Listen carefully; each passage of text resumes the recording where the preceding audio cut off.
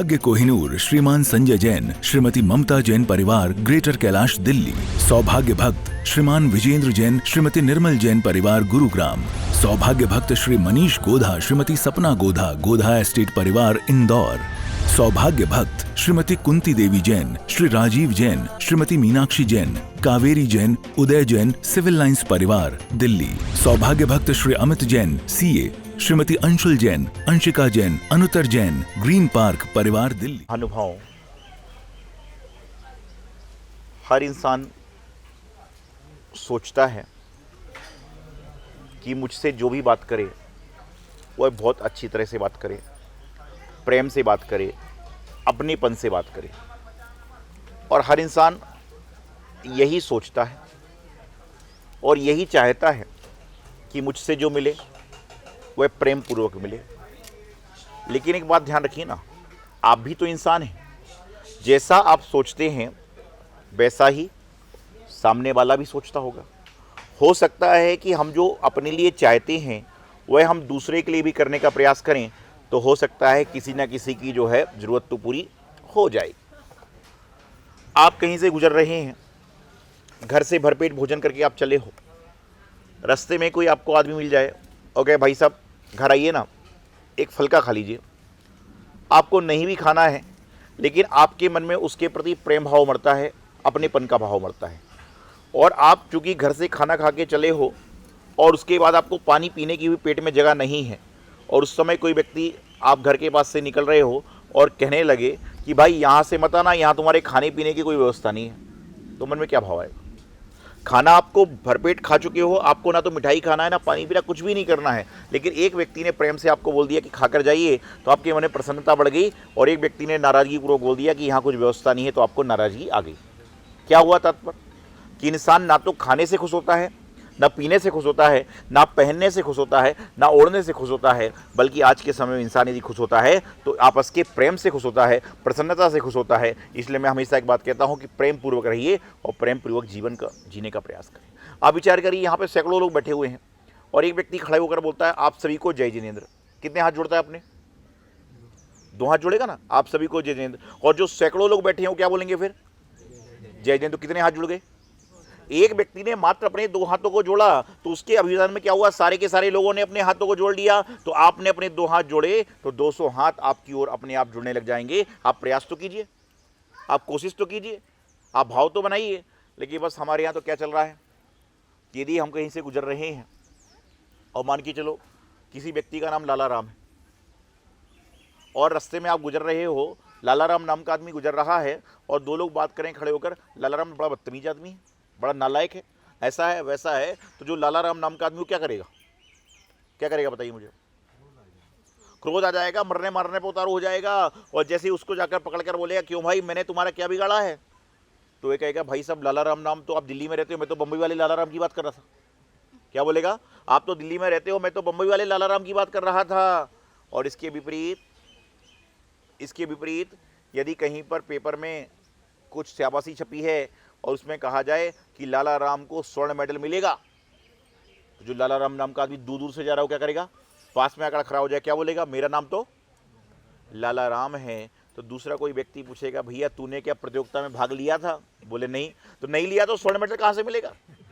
होता है मंदिरों में जब लकी ड्रा आदि के कोई कार्यक्रम होते हैं, कोई प्रतियोगिता निकलती है, कुछ कहानी के प्रसंग निकलते हैं और उस समय जो आपका नाम है उस नाम से ड्रा निकल जाए, आपने ना फॉर्म लिया है, ना आपने कूपन लिया है, ना आपने प्रतियोगिता भरी है, तो भी आप गौर से देखते हो कहीं मेरा ही नाम तो नहीं है।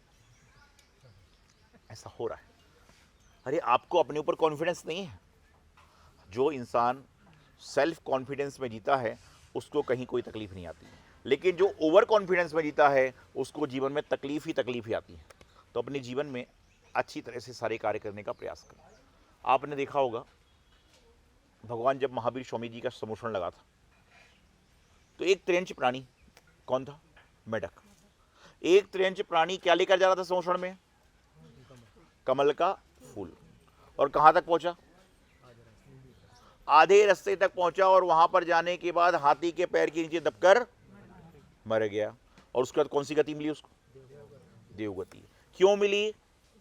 क्योंकि वो त्रियंच था इसलिए नहीं, बल्कि उसमें मन में भगवान महावीर स्वामी की सोच में कुछ वस्तु ले जाकर वहां पर चढ़ाने के भाव थे, तो उसके प्रभाव से क्या हुआ, वह मरकर सीधा देवगति में पहुंचा। तो आप तो इंसान हैं, हम तो इंसान हैं, हमारे पास तो सब कुछ है, फ्रेंच प्राणी का कुछ भी नहीं था तो भी वह खाली हाथ नहीं गया। और हम लोग तो क्या है, सब कुछ होने के बाद में भी सोचते हैं रोज रोज क्या ले जाना है।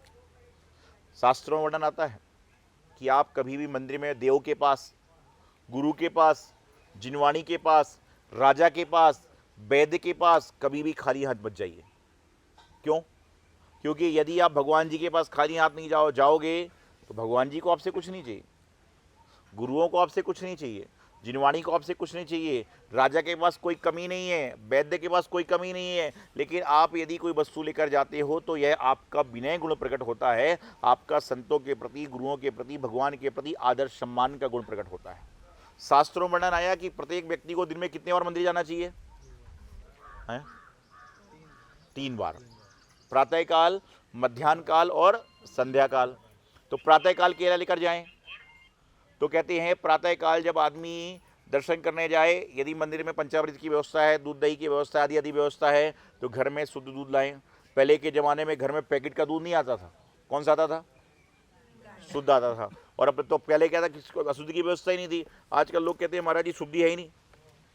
तो द्रव्य लेकर जाइए, द्रव्य तो लेके जा ही सकते हैं, फल लेकर जाइए, जैसे मंदिर में व्यवस्था हुआ है ये। और सब प्रातःकाल जाओ तो सामग्री लेकर जाके पूजा अभिषेक करिए। मध्याह्न काल में जाओ तो क्या लेकर जाना, तो कहते हैं पुष्प लेकर जाओ। अब कई लोग कहते हैं दोपहर में द्रव्य चढ़ा सकते हैं क्या? कई लोग बोलते हैं ना मंदिर में दोपहर में द्रव्य चढ़ा सकते हैं क्या? तो मैं आप सबसे पूछना चाहता हूँ, जब आप सम्मेत सिकरा जी की टॉक पे, पारसनाथ भगवान की टॉक पे पहुँचते हो दोपहर में 1 बजे, जब क्या करते हो? मुक्तागिरी पहुँचते हो तो 1 बजे तो क्या करते हो? कचनेरी पहुँचते हो तो क्या करते हो? तो क्यों तुम्हारे मंदिर से बड़ा मंदिर है वो तो अतिशय क्षेत्र है, सिद्ध क्षेत्र होता है कि नहीं होता बहन जी? क्या होता है वहाँ पर जा रहे, ठीक है। अब लोग कहते हैं मंदिर में रात को परिक्रमा नहीं लगाना चाहिए, कहते कि नहीं कहते हैं? और तीर्थ क्षेत्रों पर, तीर्थ क्षेत्रों पर रात को ही लग रही है। तो भैया क्या है तात्पर्य यहाँ पर? इतना सा था, ये इतना सा तात्पर्य है जो मैं समझता हूँ कि पहले के समय में अंधकार होता था, रात्रि में पीछे कोई जीव ना हो, कोई नुकसान ना हो जाए। अच्छा ये बताइए, जिस मंदिर में 3 वेदी होंगी और संध्या काल में आप दर्शन करने जाओ मंदिर के, तो आप जो बीच वाली वेदी के दर्शन करके कहाँ जाओगे? पहले लेफ्ट में जाओगे। लेफ्ट से जब लौट के आओगे तो कैसे? पीछे से तो निकलते हो। संध्या काल भी होगा तो क्या होगा? आदमी सामने पीछे से तो निकलता, वही तो परिक्रमा का रूप है। तो जो भी है आपके जैसे मंदिर की व्यवस्था है। तो प्रातःकाल सामग्री लेकर जाइए, दोपहर में पुष्प लेकर जाइए, और पुष्प नहीं तो लौंग बादाम लेकर जाइए। और संध्या काल में, संध्या काल में अब आप लोग सोचते हैं महाराज जी आप कहाँ 3 टाइम की बात कर, हम तो 1 टाइम चले जाएं तो थोड़ी बात है। इसलिए प्रातःकाल दोपहर की बात तो खत्म हो गई सारे। तो कहते हैं संध्या काल में जो है ना, बोलते ना सोने का दीपक कपूर की बाती, बोलते हो कि नहीं बोलते हो? तो क्या है, उसी प्रकार से संध्या काल में दीपक लेकर जाइए और दीपक से भगवान की आरती करिए। तो ऐसे 3 टाइम मंदिर जाने की व्यवस्था समाज में है। एक बार मैंने पूछा कि 3 बार मंदिर कौन जाता है? एक आदमी ने हाथ खड़ा कर लिया सबसे पहले। मैंने बोला बड़ा धार्मिक है, बड़ा सज्जन है। सारे लोग खुसर फुसर करने लग गए। एक ही आवाज़ यहाँ तक आ गई, बोले तो पिछले महीने भर से मंदिर नहीं आया। क्या बोल रहा है? 3 बार जाता हूँ। पिछले महीने भर से मंदिर नहीं आया, लेकिन क्या 3 बार आता है? मैंने उसको पास बुलाया, मैंने कहा 3 बार जाते हो? बोले महाराज 3 बार जाता हूँ। मैंने कहा ताली बजाइए, माला लाइए, मोमेंटो लाइए, सम्मान लाइए। इतने में उनकी पत्नी बोली ये तो पूछो 3 बार कब कब जाते हैं? मैंने बोला 3 बार कब जाते हो? बोले 1 बार दिवाली पे, 1 बार अनंत चतुर्दशी पे, और 1 बार भगवान महावीर स्वामी के जन्म कल्याण पे 3 बार जाया करता हूँ। बोले महाराज आपने कहा था 3 बार कौन जाता है? मैं खड़ा हो गया। तात्पर्य यहाँ पे क्या था कि दिन में 3 बार। वो बोले महाराज मैं तो वो बात सुनी नहीं। हर इंसान अपने फायदे की बात सुनता है। हर आदमी के साथ में चल रहा है कि हर जो इंसान आज के समय में चल रहा है वो व्यक्ति सिर्फ अपने फायदे की बात सुनता है। ध्यान रखना, जो फायदे की बात सुनता है वो एक कायदे की बात कभी नहीं सुन सकता, और जो कायदे की बात सुनता है उसका फायदा अपने आप हो जाया करता है। तो कायदे पर चलें, कायदे कानून होते हैं। किससे कहानी होती है? ये तो यही चलेगा, बोले महाराज जी आए थे। बोले आए थे, कौन से आए थे? वो महाराज जी आए थे। क्या बताया? बोले बताया तो बहुत कुछ था, लेकिन उस समय में खाने में लगा था। बताया तो बहुत कुछ था, बिहार के समय लगा था, लेकिन उस समय पढ़ाई कराने बच्चों को जा रहा था, उस समय सो रहा था, बस यही काम हो गया। और एक भजन बोलते ना, सोते सोते ही निकल गई, बोलते ना सोते सोते ही निकल गई सारी जिंदगी, भोजा ढोते ढोते निकल गई सारी जिंदगी। आपने एक बात सोची कि जो हमारा मनुष्य जन्म है, सबसे ज्यादा आयु मनुष्य की क्यों है? त्रियंचों की कम है, जानवरों की कम है, चींटी आदि कम है, मनुष्यों की ज़्यादा क्यों है पता आपको? सबसे ज़्यादा मनुष्य की आयु है ना, गधे से भी ज़्यादा, घोड़े से भी ज़्यादा, हाथी से भी ज़्यादा, शेर से भी ज़्यादा, गाय से। क्यों? क्योंकि क्या है, जब आयु का बंटवारा हो रहा था, एक कहावत है, मतलब कहानी है, ये तो समझाने के लिए कहानी होती है, कि जब इंसान तिरियन जानवर का बंटवारा हो रहा था और सबको आयुष दी जा रही थी, तो पहले सबको कहा कि सबकी आयु 20-20 साल की रहेगी। क्या कहा? सबकी आयु 25-25 साल की रहेगी।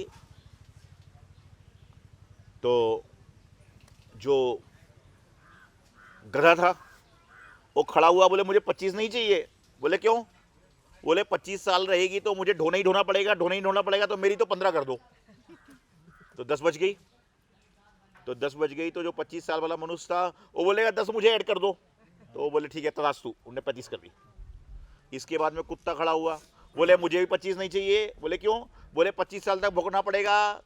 तो बोले मेरी तो 15 और कम कर दो। तो 15 कम करी। तो बोले कहाँ जाएं? तो मनुष्य खड़ा, बोले 15 मुझे दे दो।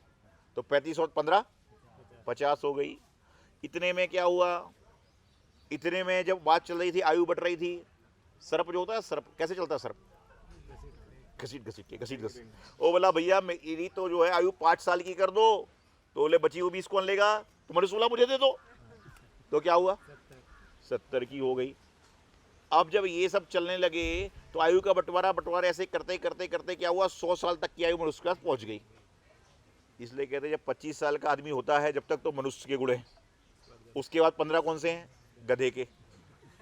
25 के बाद जो 15 गधे के हैं कि जब परिवार का बोझ आ जाता है तो बस कहीं बच्चे को लेके चल, कहीं पत्नी की डिमांड पूरी कर, कहीं माता की डिमांड पूरी कर, तो बाकी क्या 40 साल तक ही मांगते हैं लोग।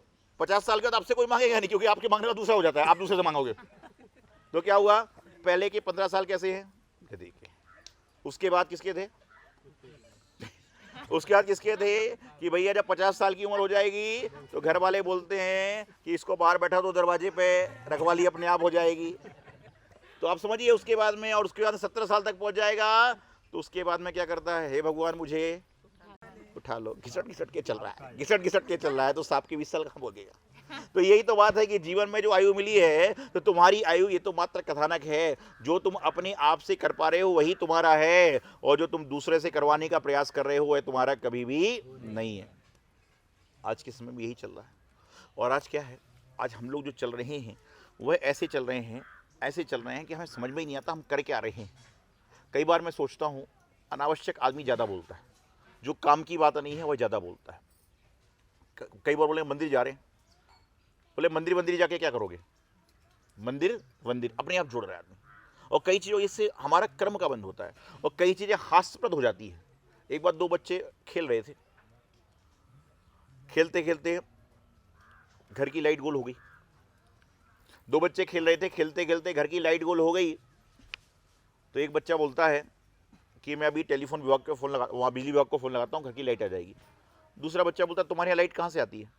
बोले अब मेरे यहाँ तो जो है बिजली विभाग पास में, वहाँ से लाइट आती है। तो पहला बच्चा बोलता है मेरे घर में तो लाइट मेरे मामा के यहाँ से आती है।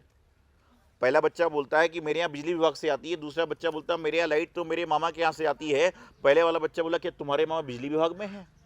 बोले क्या तुम्हारे मामा बिजली विभाग में है? बोले नहीं। बोले मेरे मामा तो किराने की दुकान करते हैं। तो बोले तुम्हारे मामा के यहाँ से लाइट कैसे आती है? बोले जब भी मेरे घर की लाइट गुल होती है पिताजी चिल्लाते हैं कि सालों ने लाइट काट दी, तो साले तो मेरे मामा ही हैं। पिताजी जोर जोर से चिल्लाते, क्या बोलते? सालों ने लाइट काट दी। इसका मतलब क्या हुआ? साला तो बच्चे का मामा हो गया। तो वही समझ रहा है बचपन से कि मेरे घर पे जो लाइट आती है कहाँ से आती है? मेरे मामा के यहाँ से आती है। तो इसलिए कहते हैं हमेशा सोच समझ कर बोलिए, अनावश्यक मत बोलिए। और अनावश्यक बोलने से क्या होता है? इसका परिणाम बुरा होता है।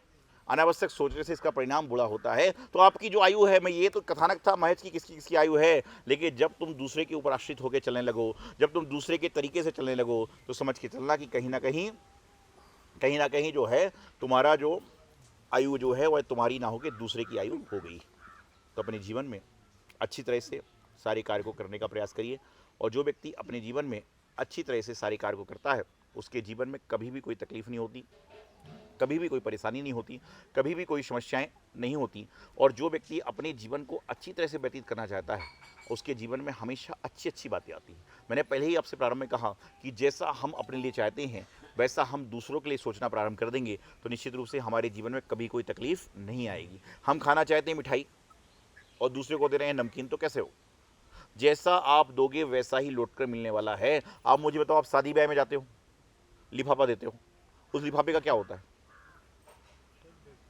जो शादी ब्याह में आपको लिफाफा मिलता है, देखिए बहुत सारे लोग शादीशुदा होंगे, आपको पता होगा, मुझे इसके बारे में जानकारी नहीं है। गृहस्थ में 1-2 शादियों में गया था, इसे पता है क्या होता है। जब लिफाफा दिया जाता है तो लिफाफा एक आदमी लेकर लिखता है कि फलाने व्यक्ति ने इतने रुपए दिए। क्यों लिखता है पता आपको? क्योंकि जब उसके बच्चे की शादी में जाएगा तो लेना भी तो पड़ेगा। कपड़े देते तो लिखते कपड़ा है, सिला सिलाया तो सिला सिलाया देगा, और रेडीमेड है तो रेडीमेड देगा। तो इस तरह से चल रहा है कि जैसा आप देते हो वैसा ही तो लौट के मिलता है। इसलिए ध्यान रखना हमेशा। और जहाँ पर लिफाफे में 11-21 रुपये निकलने लग जाए ना शादी ब्याह में, उससे मतलब समझ लेना कि या तो उसके बच्चों की शादी हो चुकी है या बच्चे नहीं है। जहाँ लिफाफे में पैसे कम निकलने लग जाएं तो ये समझना कि हाँ तो बच्चे की शादी हो चुकी है या बच्चे ही नहीं है, कि उसको लौट के मिलना ही नहीं है। इन्वेस्ट है सारा, दिए जाओ लिए जाओ, सारा काम चल रहा है। तो संसार में सारी वस्तुओं करें और अपने जीवन का आनंदमय मंगल जीवन व्यतीत करें।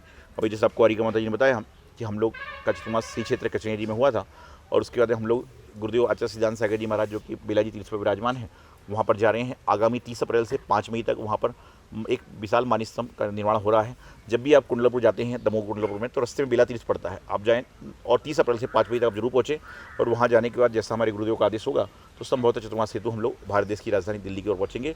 निश्चित रूप से आज यहाँ पर हम लोग आए और यहाँ पर जो है सावल मेंढाकी समाज, भैंसादेही समाज, आटनेर की समाज और अन्य सारी समाज लोग पहुँचे। और निश्चित रूप से लगता है कि वैसे तो ये गेस्ट हाउस है, रेस्ट हाउस है, लेकिन यहाँ पे ऐसा बैठने के बाद तो ऐसा लग रहा है कि जैनों का हाउस बन चुका है और सारे के सारे काम अपने आप संपन्न हो रहे हैं। इस तरह की भावनाएं आप सभी की बनी रहें, यही मंगल भावना आचार्य गुरुदेव सिद्धांत सागर जी महाराज। सौभाग्य कोहिनूर श्रीमान संजय जैन, श्रीमती ममता जैन परिवार, ग्रेटर कैलाश दिल्ली। सौभाग्य भक्त श्रीमान विजेंद्र जैन, श्रीमती निर्मल जैन परिवार, गुरुग्राम। सौभाग्य भक्त श्री मनीष गोधा, श्रीमती सपना गोधा, गोधा एस्टेट परिवार, इंदौर। सौभाग्य भक्त श्रीमती कुंती देवी जैन, श्री राजीव जैन, श्रीमती मीनाक्षी जैन, कावेरी जैन, उदय जैन, सिविल लाइंस परिवार, दिल्ली। सौभाग्य भक्त Shri Amit Jain, CA, Shrimati Anshul Jain, Anshika Jain, Anuttar Jain, green park परिवार, दिल्ली।